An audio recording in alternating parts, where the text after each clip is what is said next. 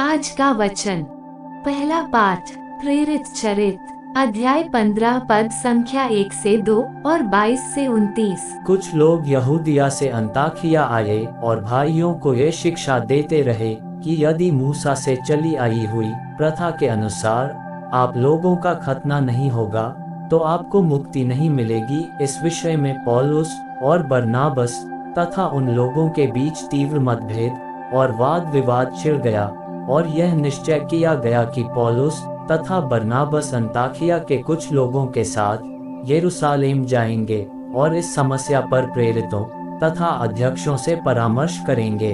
तब सारी कलीसिया की सहमति से प्रेरितों तथा अध्यक्षों ने निश्चय किया कि हम में कुछ लोगों को चुनकर पौलुस तथा बरनाबस के साथ अंताकिया भेजा जाए। उन्होंने 2 व्यक्तियों को चुना जो भाइयों में प्रमुख थे, अर्थात यूदस को जो बरसब्बास कहलाता था तथा सीलस को, और उनके हाथ ये पत्र भेजा।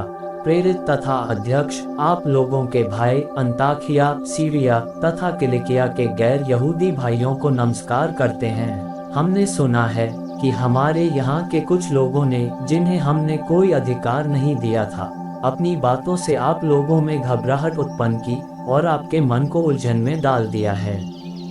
इसलिए हमने सर्वसम्मति से निर्णय किया है कि प्रतिनिधियों का चुनाव करें और उनको अपने प्रिय भाई बरनाबस और पौलुस के साथ, जिन्होंने हमारे प्रभु ईसा मसीह के नाम पर अपना जीवन अर्पित किया है, आप लोगों के पास भेजें। इसलिए हम यूदस तथा सीलस को भेज रहे हैं। वे भी आप लोगों को ये सब मौखिक रूप से बता देंगे। पवित्र आत्मा को और हमें यह उचित जान पड़ा कि इन आवश्यक बातों के सिवा आप लोगों पर कोई और भार न डाला जाए। आप लोग देव मूर्तियों पर चढ़ाए हुए मांस से, रक्त, गला घोटे हुए पशुओं के मांस और व्यभिचार से परहेज करें। इनसे अपने को बचाए रखने में आप लोगों का कल्याण है। अलविदा। दूसरा पाठ, प्रकाशना ग्रंथ, अध्याय 21 पद संख्या 10 से 14 और 22 से 23। मैं आत्मा से आविष्ट हो गया और स्वर्गदूत ने मुझे एक विशाल तथा ऊंचे पर्वत पर ले जाकर पवित्र नगर यरूशलेम दिखाया। वह ईश्वर के यहाँ से आकाश में उतर रहा था। वह ईश्वर की महिमा से विभूषित था और बहुमूल्य रत्न तथा उज्ज्वल सूर्यकांत की तरह चमकता था। उसके चारों ओर एक बड़ी और ऊंची दीवार थी जिसमें 12 फाटक थे और हर एक फाटक के सामने एक स्वर्गदूत खड़ा था। फाटकों पर इस्राएल के 12 वंशों के नाम अंकित थे। पूर्व की ओर 3, उत्तर की ओर 3, पश्चिम की ओर 3 और दक्षिण की ओर 3 फाटक थे। नगर की दीवार की नींव के 12 पत्थरों पर खड़ी थी और उन पर मेमने के 12 प्रेरितों के नाम अंकित थे।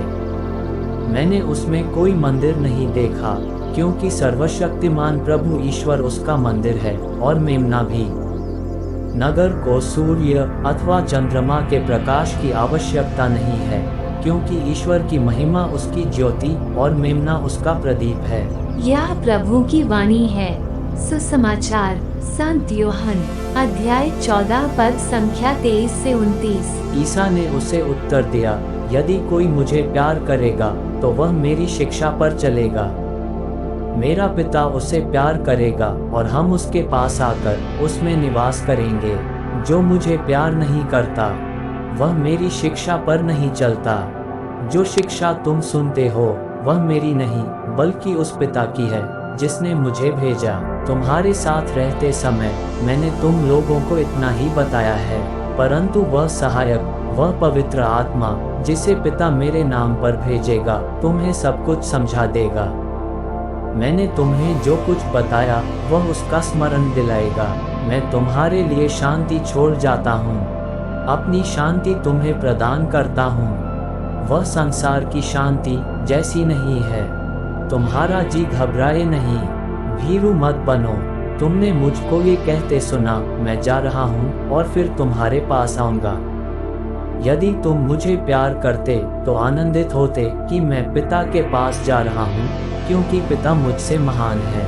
मैंने पहले ही तुम लोगों को ये बताया जिससे ऐसा हो जाने पर तुम विश्वास करो। यह प्रभु का पवित्र सुसमाचार है। आमीन। आज का चिंतन। आंतरिक घाव बाहरी दवाइयों से ठीक नहीं होते, बहुधा उन्हें ऑपरेशन के जरिए काटकर बाहर निकालना बेहतर होता है, जिसमें समय, संयम और खतरे या जोखिम अवश्य ही होते हैं। आज के पहले पाठ में खतने की गंभीर समस्या को बतलाया गया है, जहां न केवल विभिन्न विचारधाराएं हैं, बल्कि लंबी बहस है। ऐसी परिस्थिति में वे ईश्वर की दृष्टि में सही कार्य को चुनते हैं, जिनके लिए उन्हें बहुत सारी प्रतिक्रियाओं का सामना करना पड़ा। इसलिए आज का सुसमाचार भी हमें निमंत्रण देता है कि सर्वप्रथम हम ईश्वर को अपने जीवन में जगह दें, जो हर प्रकार से हमें स्वास्थ्य प्रदान करेंगे। ईश्वर के शब्दों में चलना पवित्र आत्मा को आनंदित करता है। प्रभु कहते हैं, जो मुझे प्यार करते हैं मेरे शब्दों पर चलते हैं।